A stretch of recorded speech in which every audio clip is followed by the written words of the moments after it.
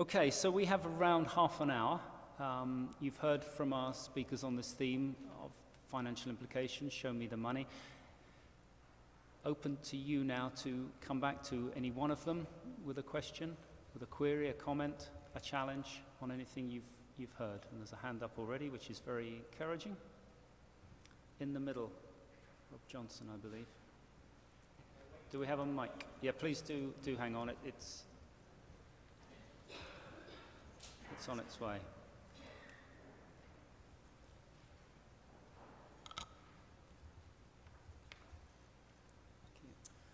Hi, I found that very interesting. Thank you. Rob Johnson of Research Consulting. I was just wondering whether a few of you could elaborate a little bit further on the idea of offsetting, so the theory that APC expenditure is used to reduce subscriptions. I know Steve in IOP is doing some pilots in this area. I'm sure Cambridge will be participating in some agreements. So I was wondering whether you see that as a possible solution to some of the challenges or just another set of problems. Okay. What it can't be is the total solution.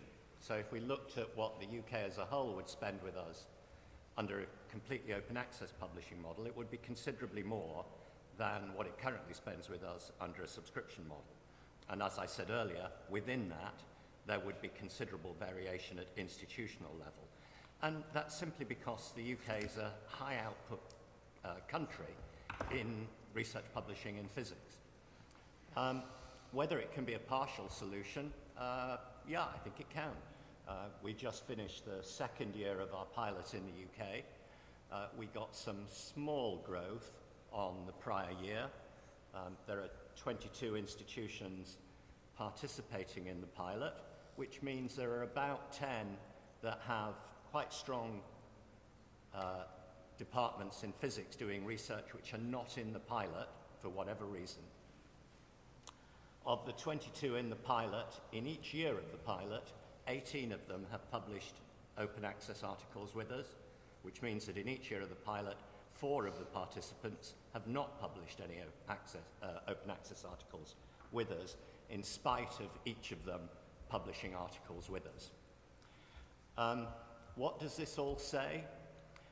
It says there are differing degrees of appetite for open access between UK institutions. So some are supporting it much more strongly than others. And there's probably an issue with communication between all the stakeholders in it, because even the institution that's most enthusiastic about supporting open access through the pilot with us still has something like 50% of its academics publishing their papers on a subscription basis, not on an open access basis, which I think is partly to do with the degree of funding, the level of funding that's available in any one institution, but also probably about the degree of, what should we call it, management, direction of the academics in that institution, the extent to which they know how the research councils would like them to publish, and the extent to which their own institution has some visibility of how they are publishing. Most of the work, I have to say, in identifying authors who would qualify for Research Council funding falls on us, not on the institutions. Could I? Danny, yeah, please. I'd just like to say about IOP's offsetting. So we've got offsetting deals with quite a few publishers around the place. They're all different to one another, so it adds yet another level of complexity to a disastrous mess anyway. But I have to say that IOP is the easiest one, because what they do is they do a calculation and at the end they give us a check. It's really fantastic. What we've got in other situations is they do a calculation and they say, we'll give you 75% off the article processing charge. So you still have to go through the process of going through the processing of the article processing charge, but then only charge 25%. It's like, why don't you just give us 3/4 of the amount free instead? That would be much easier to manage. So all hats off to IOP for making it very simple for us. But one of the other things, just in relation to your comment there about physicists not publishing open access, we certainly at Cambridge get a lot of pushback from mathematicians and some physicists who say, why are you paying for my work to be made open access in an article when I'm already making it available in archive? So they've got a philosophical objection to paying for open access publication because they feel they're making their work open access anyway, which may be part of the reason why. Thank you. More questions for our panel? One over there, please, at the front. Coming your way. Hi, it's Lorraine Estelle here. This is particularly for Steve, but I guess other members of the panel may have a view. But I'm asking you, Steve, because you were involved in the Finch group. Would you say now we've had a bit of time, as far as the rest of the world looking at us, looking at the implementation of the Finch report, do you think the rest of the world thinks we're going in the right direction or the wrong direction in terms of achieving open access?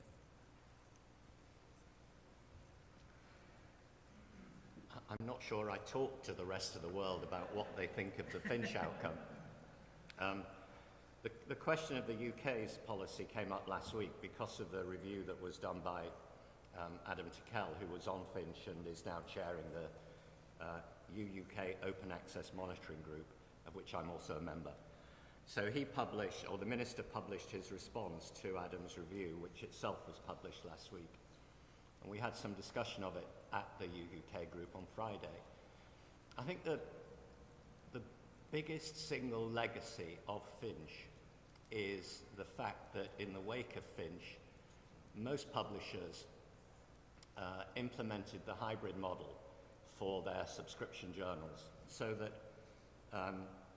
the great majority of subscription journals in which UK academics have historically published can now publish on an open access basis.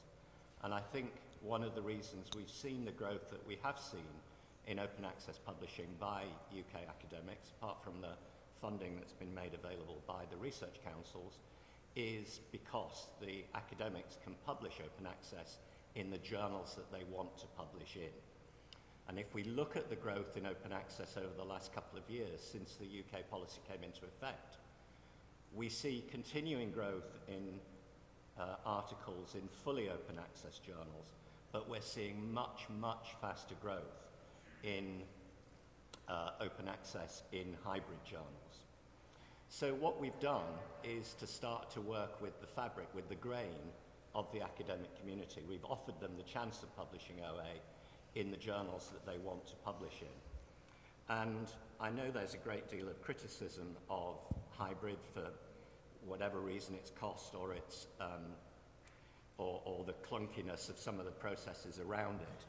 But I would draw people's attention to the study that the RIN did last year for the UUK group in September, which was published in September last year, which looked at the growth rates of open access in the UK and the rest of the world by fully gold journals which charge an APC, by gold journals which are sponsored, which don't charge an APC, and by hybrid. And first of all, it showed that much, much bigger growth in hybrid than anything else. But what it also showed was a very significantly higher field-weighted citation index for hybrid journals than for fully gold journals, and even more so than for sponsored OA journals. And I think that's actually the reason we're seeing, one of the reasons we're seeing that growth in hybrid. It's because they're generally better journals, and it's where the academics want to publish. They may have higher costs. There are good reasons for that.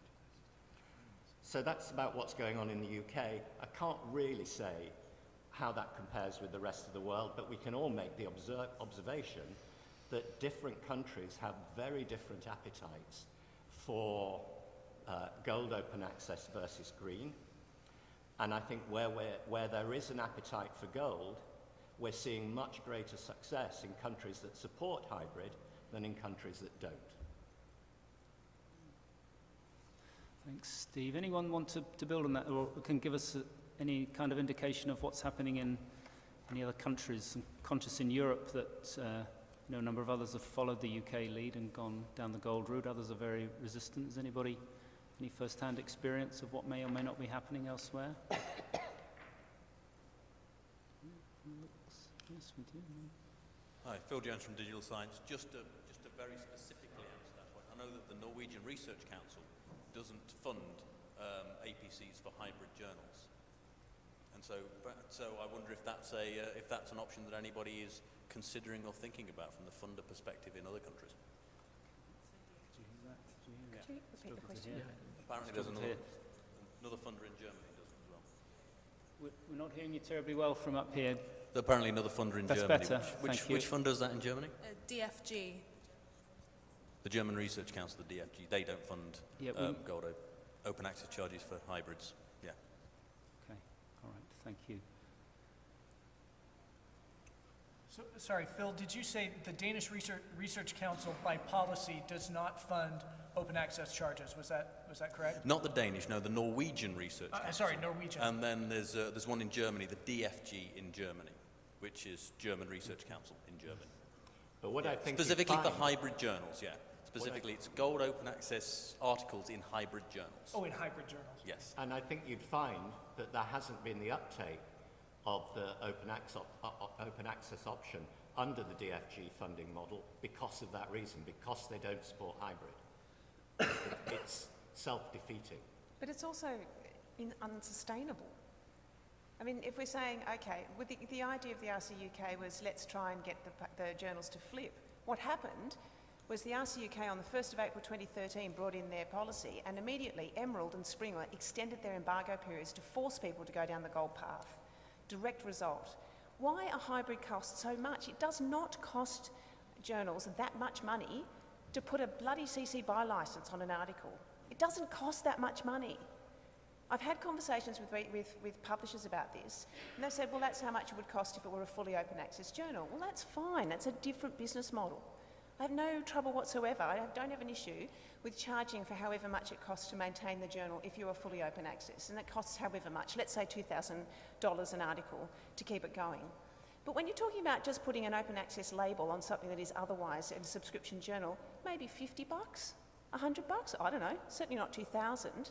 So there's going to be a point at which suddenly the numbers start going down. Let's say it's 10% of the journal.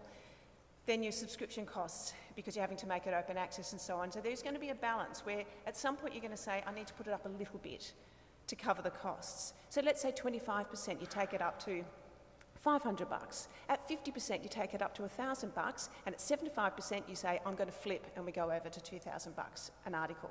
A sliding scale. That would be reasonable, but it is not reasonable to charge £2,000 an article, and I'm talking pounds now, an article to make a particular article open access within a subscription journal. I just think it's a ridiculous amount of money. Thank you. Did have a hand up over there? Yes, please. Thank you. Two to come then. Chris Banks from Imperial College London. Just another perspective on the hybrid comment there. We all know that if we multiply or rather if we divide the money that we get from RCUK, Wellcome, and in Imperial's case, the money that we get from the institution to support gold and hybrid publishing by the number of articles that are actually published, you get an article processing charge that is not being charged by any publisher. In other words, we know that it's simply not affordable. We also look at hybrid and we see that easily 90% of the articles which are being published hybrid actually have compliant green routes. So the natural conclusion from that, and one in which we've already had to implement in one of our funds, is that there comes a point that if you want to support open access, and particularly if you want to support pure gold open access, by which there is no other means of publishing other than by paying an article processing charge, then you at some point need to start putting the throttle on the extent to which you're able to support hybrid publishing where there is a green viable, compliant green route. So at some point this will have to play out, because I don't think that the funders envisage the sort of 1,400 odd years that is currently estimated as the point at which hybrid journals will flip.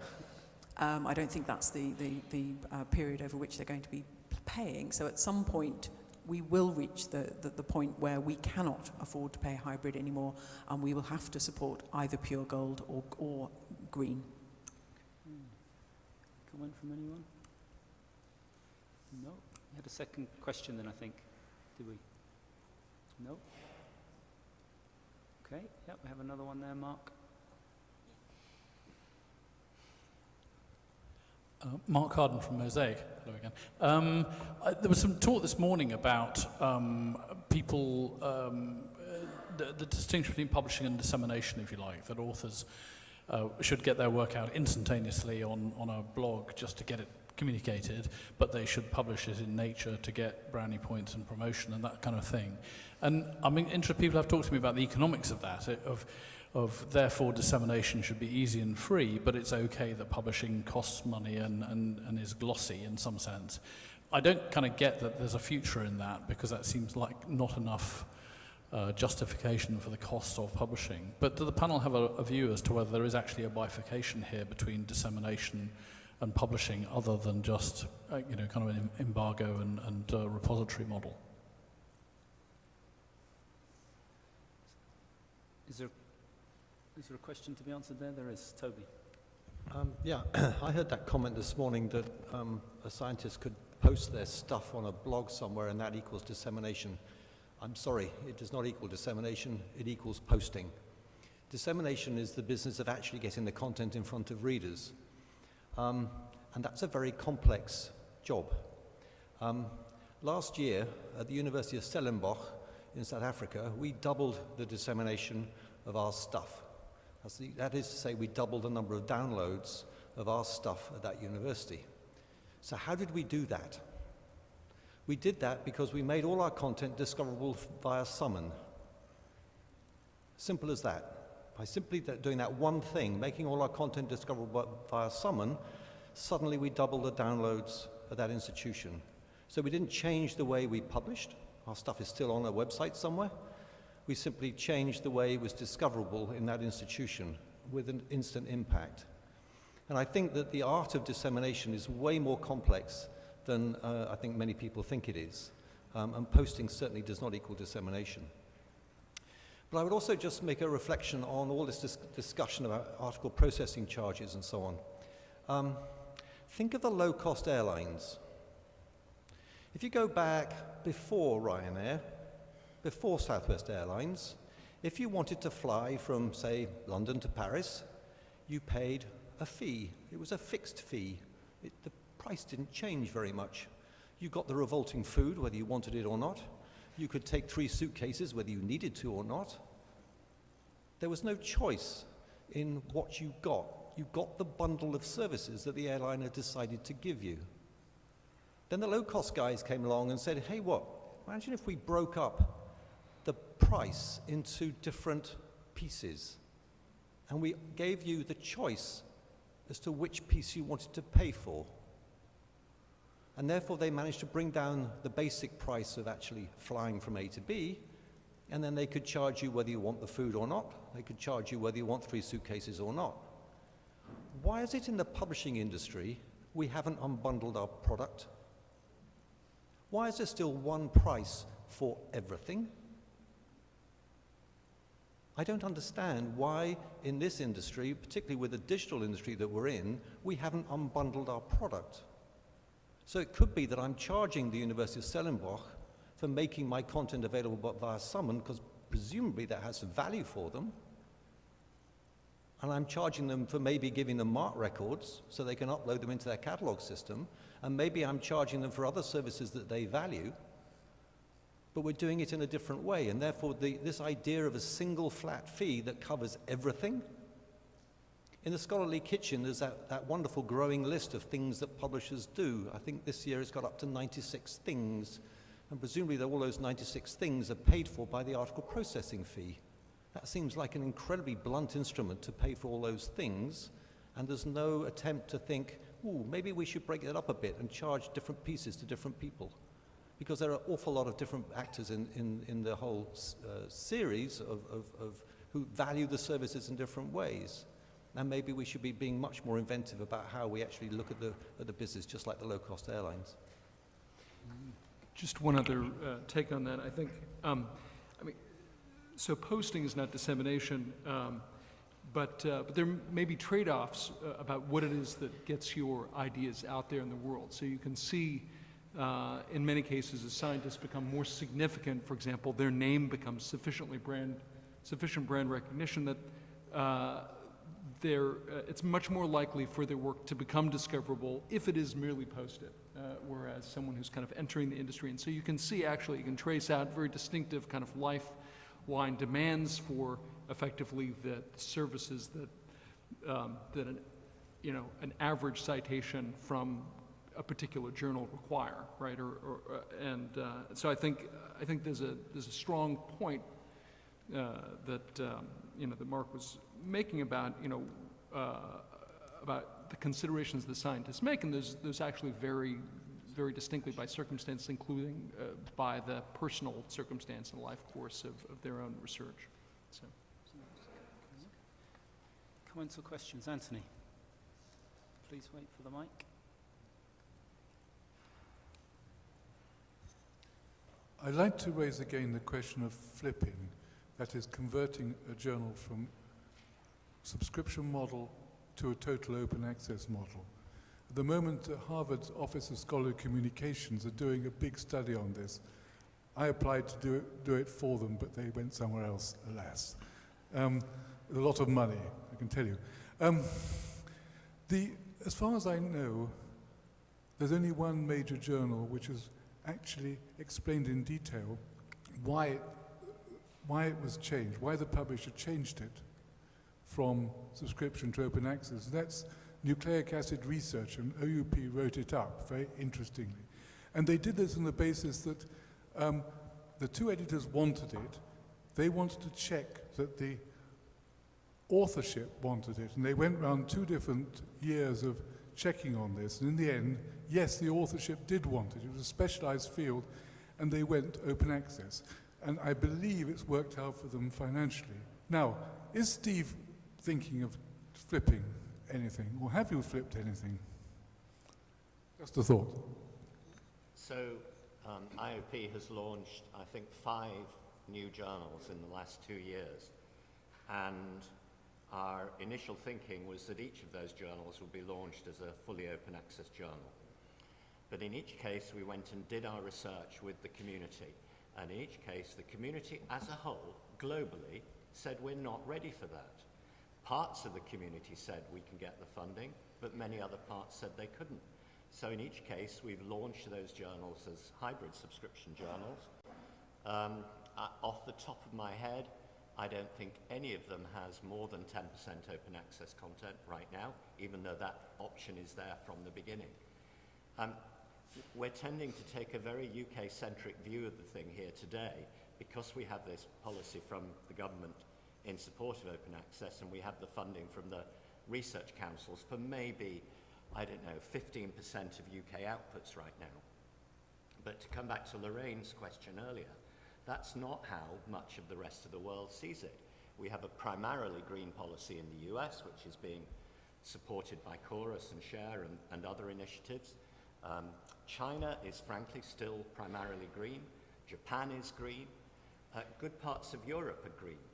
There isn't the unanimity of view of support for gold that would enable us even to launch new journals and have them be successful. In general, certainly in the disciplines in which we publish today, never mind the ability for us to say overnight we're going to flip them from one model to another. Thank you. Anyone else? If not, I'll ask Danny and maybe Rick to help out something that Danny mentioned. I think you said about 56% currently going through the green route with you and 44 through the gold. And I'm just interested to know, on the library side or on the institutional side, in terms of show me the money, the costs of managing, or what's involved in those two processes in terms of staff, in advocacy, in managing, in processing? What sort of outlay has had to take place to enable you to manage this whole change? Okay, so with that breakup of the gold and green, our policy at Cambridge, in fact, if you strip away the the funders' policies at Cambridge, the only actual policy that Cambridge University has in relation to open access is we won't pay. That's the reality of the policy landscape at the moment. And so the way we go is we ask people to put things in because we need to make them HEFCE compliant, and then we check the funder. And depending on who has funded the work, we check the policy and then work out whether or not we do need to pay to make an article open access. Because if the embargo period is small enough, then by putting it in the repository to comply for HEFCE, we have also complied with the RCUK requirements. Wellcome Trust require gold all the time. So that's why we've got that split. But on our team, we currently have, in terms of just the open access to publication side of it, I've got 3 open access research advisors who talk to our research community and answer all the queries. We do a whole lot of I'll be mentioning this in a minute when I talk about what it's like trying to communicate in Cambridge, but we do all sorts of different advocacy and outreach. We've also got 3 staff members who are just doing the processing, because of course if you put material into a repository at acceptance, you then need to check to find out when it's been published to add the rest of the metadata in, and also to set the embargo period, because the embargo period starts from publication. So when you don't know yet when it's been published, you don't know when the embargo starts. So we actually we've got 3 people who pretty much that's all they do. We have a backlog of 1,200 at any given time of articles that need to be checked to see if they've been published. On the data side of things, I have a research data facility manager who goes around talking to everybody and everyone. I also have a outreach and advocacy kind of person, and also another person who enters data into the system. So that's 1, 2, 3, 6, 7, 8, 9 staff members at the moment. Now, if we bounce up to, let's say, 90% compliance as opposed to 30% compliance, then that's a lot more staff I'm going to need. So we're talking about a lot of people. Well, there's an interesting contrast here between UK institutions and US institutions, because of course in the US we have very few, if any, actual mandates. The only mandates that can work right now in the US are funder mandates, and now the NIH has instituted one, and its impacts are still, we're still trying to figure out what the ultimate impact of those is going to be. But at the institutional level, that I am aware of, there is no institution of higher education in the US that actually requires its faculty to deposit their work. There are many that have adopted policies that say, you must deposit your work, and then at the very end there's always a sentence that says, unless you don't want to, in which case you don't have to. And as a result, I think significantly as a result of that, we have a really hard time getting faculty very interested in depositing their papers. I know that's very true at my institution. I know it is substantially true at many other institutions. Please don't tweet that Rick said no faculty in the US ever deposit their papers. But getting faculty engaged is a struggle. Now at my institution, we have an institutional repository. We have 2 full-time staff who process papers. We have 1 faculty line person who oversees those 2 and does some other work as well. It would be hard for us to quantify what it costs for us to run the repository. Okay, thank you. Thanks for that. Okay, we're entering our last few minutes. Anyone got a burning question they would like to raise before we break for tea? There is indeed, yes. Hi, Phil Jones again from Digital Science. So my question, I guess, is mostly aimed towards the librarians on the panel, but perhaps everyone can chime in. I'm hearing an awful lot of uncertainty from all stakeholders in the industry. People aren't sure what's going to happen. There's no consensus internationally. These are the kinds of language that everybody's using. So the question that I have is, do we currently have a situation that is unsustainable? Are we in transition? And if so, could I ask you all to look at your crystal balls and tell me what's going to happen next, or how this is going to resolve? Yeah, that's. Is that all? Yeah, that's all. Yeah, no, it's fascinating, because in the absence of a question, I was going to return to the Max Planck situation and sort of say, well, as flawed as it might be, and Steve gave some very good arguments why it might be, it's a sense of somebody saying we're just stuck, or everything's moving so slowly, we've got a multitude of models, nothing's really happening or hasn't happened for the last 10 years, and do we stay stuck in this transition mode, or do we need, it's the evolution, revolution type concept, but you put it far more cogently than I did. But I'll open up finally to the panel and for for a quick run through on what you think, whether we're in this mode of change until we exit this stage, and I don't just mean this stage, I mean the stage of work, or will something happen which will transform it? So, Toby from the end then. Well, I'm in the happy position of sort of being an observer because we don't publish journals. It's interesting that so much of the chatter is all around journals. There's other stuff out there that needs to get published too. But because I'm sort of not maybe that close to the journals business, maybe I have an outside eye. And what I look at, I don't see anything actually crystallizing. Green open access, I think, is one of the worst ideas I've ever come across. The user experience on the free side is poor, and there's no connection between the premium version and the free version. So, I mean, chorus notwithstanding. So that really doesn't cut the mustard with me. Gold doesn't seem to be taking off because there isn't any money. The overheads of managing open access with the APCs seems to me to be completely impossible. I mean, to hear how many people are being employed in Cambridge just to try and manage at Cambridge, and that's only for a small part of their content, that clearly isn't going to scale. And when you think about all of the different mandates, there's a website somewhere that lists all the mandates. I mean, science is international. Authors come from many different institutions and they come from many different countries. How is anybody supposed to be able to make sure all the mandates that probably conflict with one another are actually being adhered to? I mean, the more I look at it, the more I think it's totally insane. And I just don't see it sorting itself out at the moment. Unless, of course, I think about freemium and I go, ooh. Now, here's a challenge. Publishers out there, journal publishers out there. Imagine if you made your journals freemium tomorrow. Imagine if you made it free read-only access to the journals tomorrow. Just read-only, because that is open access at the basic level. You've killed green instantly, because all the content is available for anyone to read who's got an internet connection. And you make a business out of selling the service on the premium side. I bet you'll still be in business. And I bet you actually will kill a lot of the open access chatter, because guess what? You've got there. And then work on the services. Work on the services so that you can actually reach a bigger audience, and then you'll continue to win the authors. And then you'll be able to produce better metrics so that finally we can put the impact factor to bed, because the impact factor is well beyond its sell-by date. So there's a challenge for publishers, journal publishers. Try it. I think you'll find it might work. Thank you. Danny? Well, I've always said that if we just went down the download iTunes path, then probably open access would go away. You know, $1 a paper, fair enough. Probably stop complaining, really, but free is even better. But I think that really we're really stuck in a very old system. You know, we're still publishing things the way we were publishing 351 years ago. Good old Oldenburg. Thanks, we're still using it.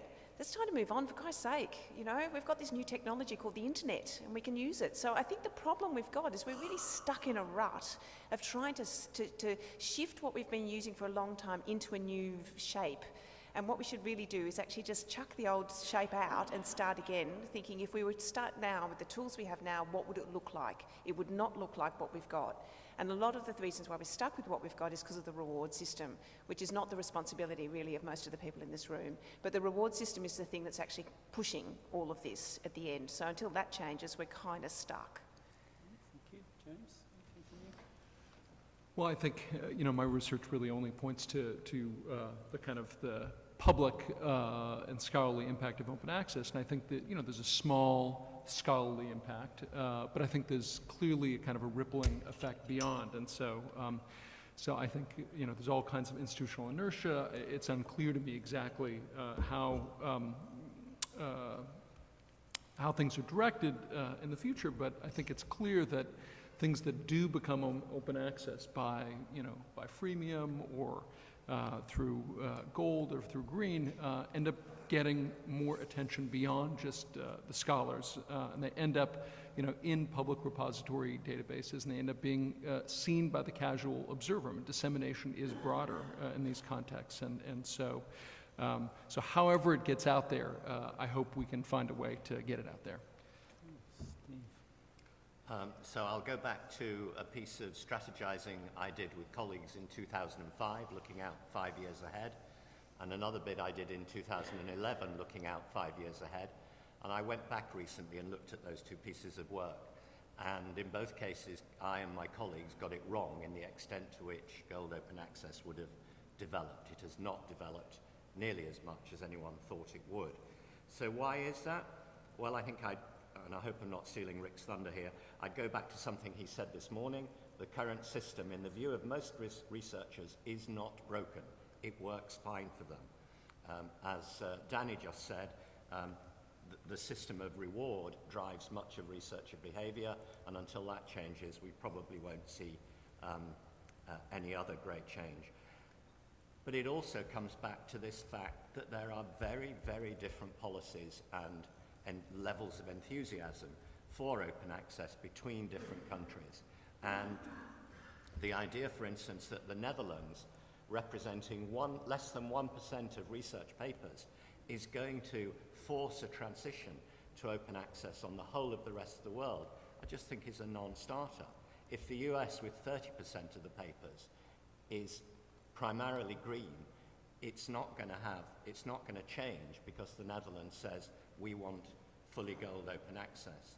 And just to go back to Toby's point, there's a difference between access to the paper, whether it's read-only or whatever, what in the US might be called public access rather than open access, and open access, which requires reuse.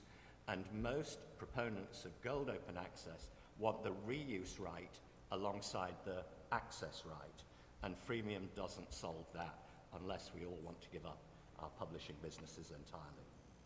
Okay, I'll switch to you then, Rick. Yeah, I don't know. Okay. Short and sweet. Nevertheless, I will still say something. I think that this is, I mentioned earlier that how important it is to remember the difference between should and is, and that I would also characterize that as the difference between advocacy and analysis. And I think that in this space, there is too often a triumph of advocacy over analysis, which is often expressed in the form of people saying, X is unsustainable, when what they really mean is X is something I really, really don't like and I wish it would go away. I don't always disagree with people who say that, but I worry about that expression of dislike taking the place of rigorous analysis that will tell us what the options are and what the likelihood of success for those different options is. And for me, the whole question of to what degree and in what forms open access will end up taking over the scholarly communication realm is still a very, very open question. And I know that's a wimpy response, but that, I don't know. Okay, that's fine. Thank you very much. Thank you to all of our panel members for their presentations and also for their quick thinking and their real conviction behind what they were saying. We're a few minutes over, but it is now a tea break until 3:30, and then we come back here again for another plenary session. Would you just join me, though, in thanking all the panel members for their presentations? Thank you.